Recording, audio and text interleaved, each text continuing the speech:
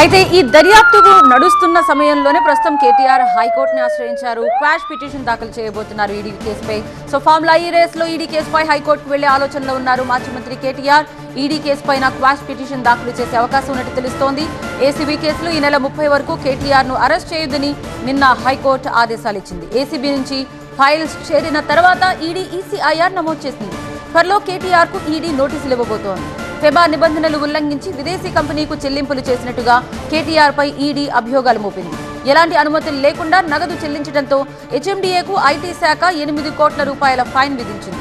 విదేశీ కంపెనీలకు చెల్లింపులపై ఆరా తీయనుంది ఈడీ.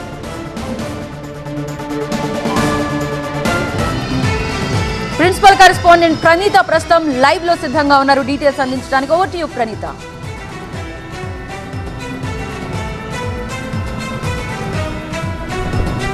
ఫార్ములా ఈ కార్ రేస్కి సంబంధించి ఆల్రెడీ సైమల్టేనియస్గా ఈడీతో పాటు ఏసీబీ దర్యాప్తులు చేస్తున్నాయి.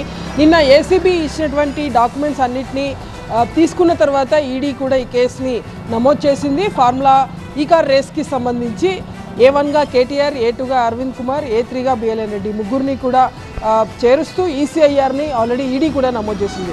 అయితే ఇప్పటికే హైకోర్టులో ఏసీబీ కేసుకి సంబంధించి నెల 30 వరకు కేటీఆర్ను అరెస్ట్ చేయదంటూ హైకోర్టు ఆదేశాలు ఇచ్చినటువంటి విషయం తెలిసిందే. తాజాగా ఈడీ నమోదు చేసినటువంటి కేసులో కూడా కేటీఆర్ మళ్ళీ హైకోర్టుకు వెళ్ళబోతున్నట్టు తెలుస్తుంది. ఇంకా దానిపైన క్లారిటీ రావాల్సింది. అయితే ఈరోజు ఏసీబీకి సంబంధించి ఎక్కువ మూమెంట్ ఉండేటట్లు కనిపిస్తుంది. ఎందుకంటే నిన్న కంప్లైనెంట్గా ఉన్నటువంటి దానకిషోర్ స్టేట్మెంట్ని ఏసీబీ అధికారులు రికార్డ్ చేద్దామనుకున్నారు. కానీ నిన్న మొత్తం కోర్టు కేసెస్ కారణంగా ఆయన స్టేట్మెంట్ని నిన్న ఏసీబీ అధికారులు రికార్డ్ చేయలేకపోయారు. సో ఈరోజు మొత్తం దానకిషోర్ స్టేట్మెంట్ని ఏసీబీ అధికారులు రికార్డ్ చేయనున్నారు. ఎందుకంటే మొత్తం కంప్లైనెంట్గా దానకిషోర్ ఉన్నాడు కాబట్టి ఫస్ట్ ఎగ్జామినర్గా దానకిషోర్నే ఉంచారు ఏసీబీ అధికారులు. ఆయన ఇచ్చేటువంటి స్టేట్మెంట్ చాలా కీలకం కానుంది. ఎందుకంటే కంప్లైనెంట్ ఆయనే కాబట్టి అసలు అగ్రిమెంట్లు చోటు చేసినటువంటి నాటి నుండి చెల్లింపులు జరిగినటువంటి విషయం వరకు ప్రతి అంశం పైన కూడా దానకిషోర్ స్టేట్మెంట్ని ఏసీబీ అధికారులు రికార్డ్ చేయబోతున్నారు. అది కూడా ఈరోజు సాయంత్రం వరకు కేవలం ఈ దానకిషోర్ స్టేట్మెంట్ పైన ఏసీబీ అధికారులు ఉండబోతున్నారు.